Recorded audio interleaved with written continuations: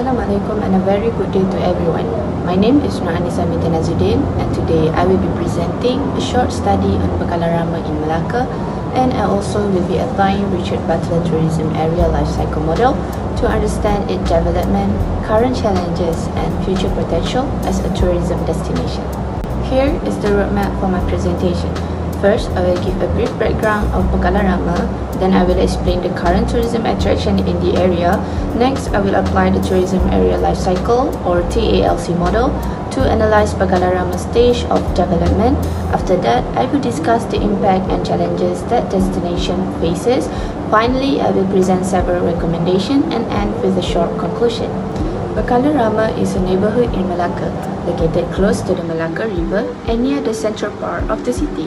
Historically, it's developed as a small village community with agriculture as its main livelihood, supported by strong local institutions such as the mosque and community leaders. In recent years, Pekalarama has become more connected to Malacca's tourism circuit due to the riverside location, cultural roots, and new tourism initiatives.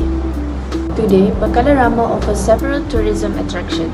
One of the most popular concepts introduced is the floating market along the riverside, which features food stall, craft seller, and small retail activities. The area is also supported by the Malacca River Cruise, which passes through nearby routes and brings visitors to the area. At night, the lighting along the river enhances the atmosphere, making Pekalarama attractive for both local visitors and tourists who want to enjoy riverside scenery and local culture. Now, I will explain the historical development of Pekalarama in chronological order. First, in the year 1678, records show that Pekalarama already had around 20 traditional houses. These houses were made of wood with thatched roof, showing that it was an early rural settlement with a simple village lifestyle.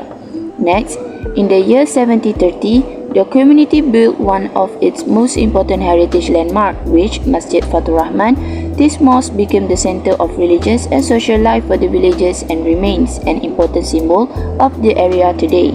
Moving forward to 1871, Pekalarama became known as one of the top 10 tapioca cultivation areas in the region. This shows that agriculture, especially tapioca planting, played a major role in the area's economy during that period. In 1917, the mosque was renovated and upgraded. The renovation was funded through the Wakaf of Datuk Penghulu Abdul Ghani, a respected community leader. This reflects the strong community involvement in preserving heritage buildings. Later in 1978, another round of restoration was carried out, this time funded directly by donations from local residents, showing continued community care and ownership. Then, in 2004, the mosque was expanded again to increase the prayer space, accommodating the growing population in the surrounding area. Throughout its history, Masjid Fatur Rahman has also served as the main mosque for 4 qaryah: Pekalarama Pantai, Pekalarama Tengah, Durian Daun, and Kampung Mata Kucing. This highlights its long-standing religious and cultural importance. So, overall, the timeline of Pekalarama shows a strong heritage foundation, evolving from a small settlement into a developing community with a rich historical identity. To evaluate Pekalarama development as a tourism destination, I will use Butler Tourism Area Life Cycle Model.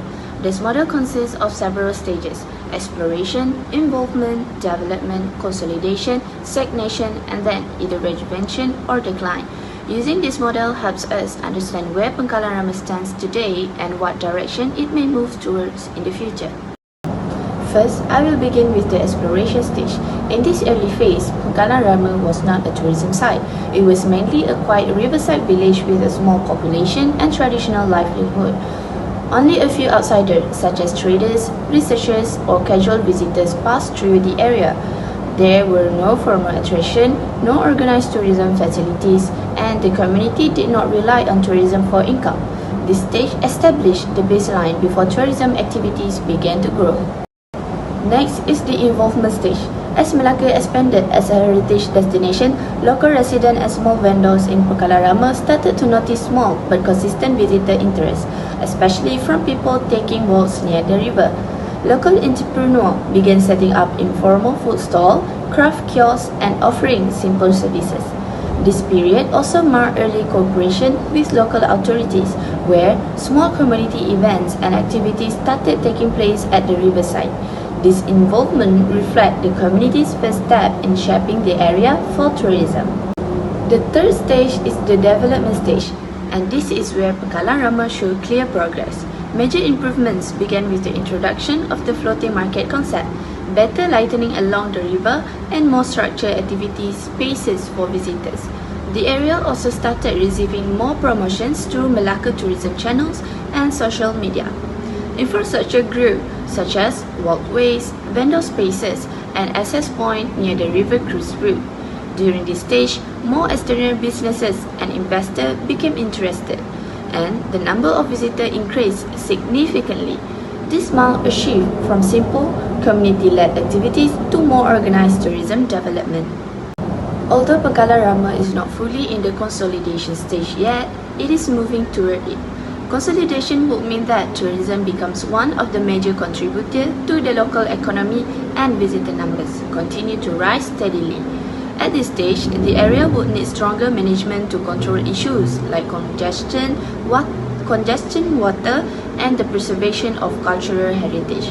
If development continues rapidly, Pekalang Rama must balance visitor demand with community needs to avoid negative impact such as overcrowding or the loss of local identity. Tourism has brought several positive impacts to Pekalang Rama. Socially, it increases community interaction and appreciation for local culture.